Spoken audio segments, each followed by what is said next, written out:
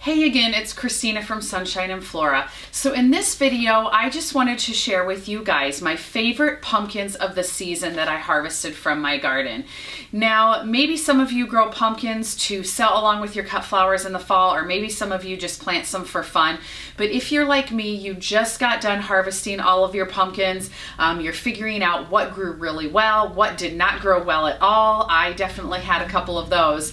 And then you're also planning for next year. I just happened to order all of my pumpkin seeds for next year, so I thought maybe this would be good timing to share with you guys what some of my favorite pumpkins were and what some new ones are that I'm planting for next year. As I go through these with you guys, I have a list here. I will put some pictures up on the screen so you can see exactly what they look like. Now this year, all of the pumpkins that I grew, I sold at my big end of the year market. I harvested between 250 to 300 pumpkins, which I was very, very happy with. I took all of those to the market and I came home with 15 little pumpkins. That is it. They sold awesome. I don't grow a lot of the orange variety. I grow more specialty, different looking varieties because I want the ones that I sell in my booth to be different than the ones they can just get at the grocery store or farm stand. So anyway, those are the ones that I want to share with you today. At the end of this video, I will also link the video to where I planted my pumpkins so you can see where I plant them, how I space them, and how I amend the soil when I plant them. But anyway, here's my favorite pumpkins of 2022.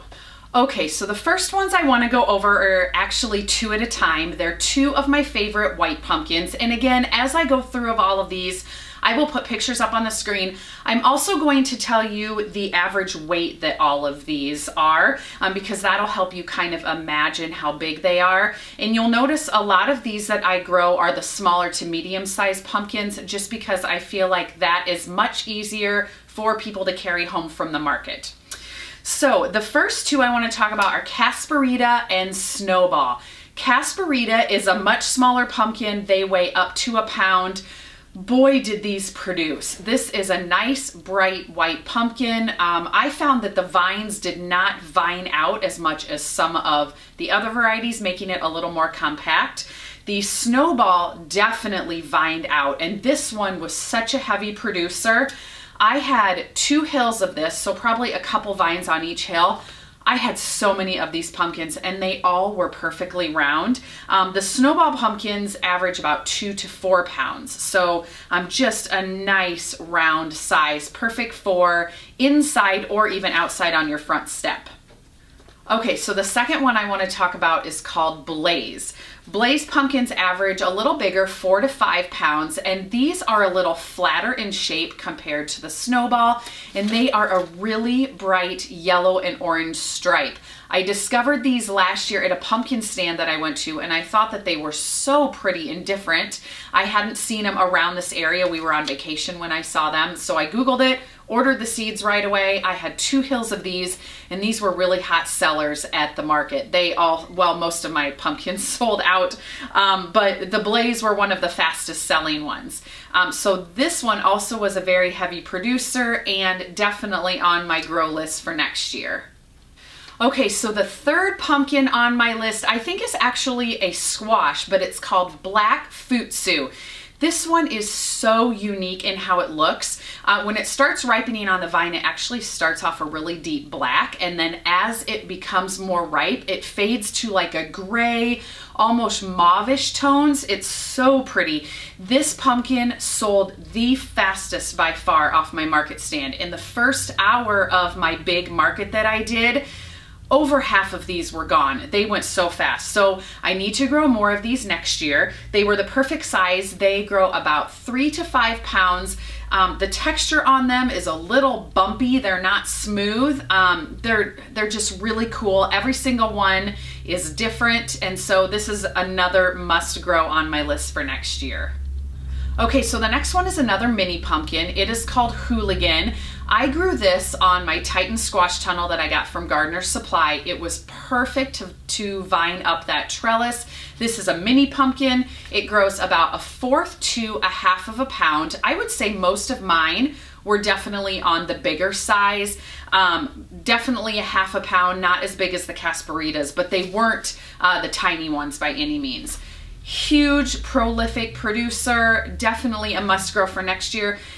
These almost resemble the Blaze in the colorings, but not quite as striped, a little more of a mixed pattern, but a very heavy producer, and they all sold out at my market stand. Okay, the next one on my list was my personal favorite that I kept for my house, and this one is called Hot Chocolate.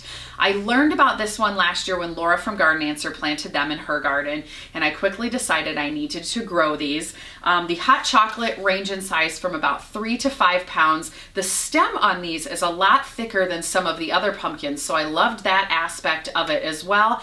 And these are a really pretty tan color. So if you're one that likes to decorate you know, on your front steps or in your house with a little more neutral palette and not the bright oranges, this one is absolutely perfect, and they are a really nice size, and it was a good producer as well. All right, so the next one is definitely a unique one. It is called Silver Edge, completely different from any of the other ones that I grew. These average 5 to 8 pounds in size, so a little bigger, and they are a white and green striped. I think this one also may be in the squash family, but they are round and shaped just like a pumpkin. It was a good producer. I did 2 hills of these. They have a really deep green kind of slender stem, and they were just so unique. Everyone that came up to my booth said they had never seen anything like it before, and of course these sold fast as well, so I need to grow more for next year. But this one also just added that different pattern and color into my fall pumpkin display at home on my steps. It mixed really well with the hot chocolate, and it was just something really, really unique that people liked. So definitely growing that for next year. And the last one on my favorite list is called Winter Luxury. Now these are a little bigger yet. They average 6 to 9 pounds in size. They're an orange, round, almost oval shaped pumpkin. They're not perfectly round, but they get a little bit taller, if that makes sense to you guys. And they're not that bright orange. They're a faded orange because the texture on the outside of the pumpkin almost is like a tan spider web, if that makes sense. They're really pretty. They're a little softer, and so they will mix in with that hot chocolate and some of the other faded varieties really well. All of my favorites were a good seller, but this was another one of the quick sellers in my market stand. Okay, so that's it for my very favorites that I grew this year. The next ones are some new seeds that I've ordered for 2023 that I want to mix in with those other favorites to kind of round out my color scheme that I'll be growing for next year. And I will put a link down below to where I order all of my seeds from, just in case you want to check these out for yourself. The first one they ordered new for 2023 is called American Tondo. These are very different in their shape and their colorings. I think this is actually a squash. This is a smaller type squash, really unique. I thought this would fit in perfectly with all the specialty varieties that I already offer. The next one is called Chinese Tropical, also technically a squash. I'm ordering this one because I thought it somewhat looked like a bigger variety of the black futsu that I grew, which was such a hot seller.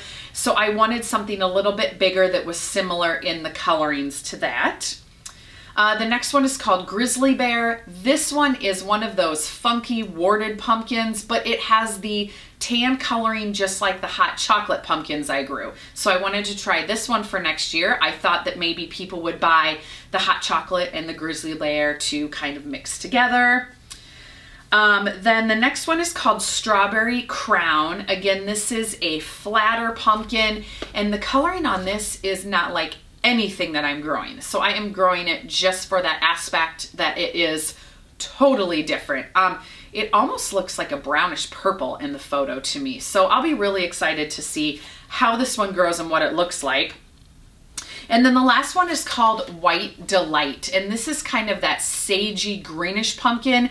This year I grew, I think it was Mint Prince, which is similar to the White Delight. The White Delight I think is almost more gray.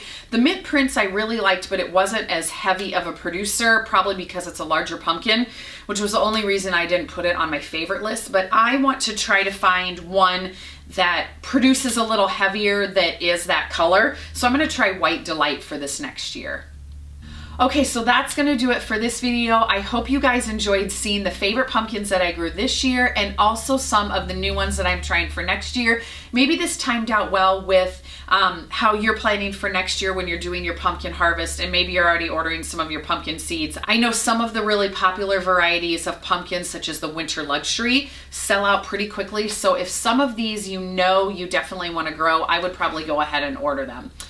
So anyway, stay tuned for a lot more gardening through the season. An update on the garden. We are definitely getting frost this weekend, but the garden is pretty much done. We got a crazy hailstorm the other day, and any of the blooms that I had out there, it just tattered the petals, unfortunately. So my garden season is done, so I will be starting to transition the garden over. I have tons of tulips to plant, daffodils, hardy annual seeds. I have a lot more to do, so stay tuned for all that. So anyway, we will see you soon.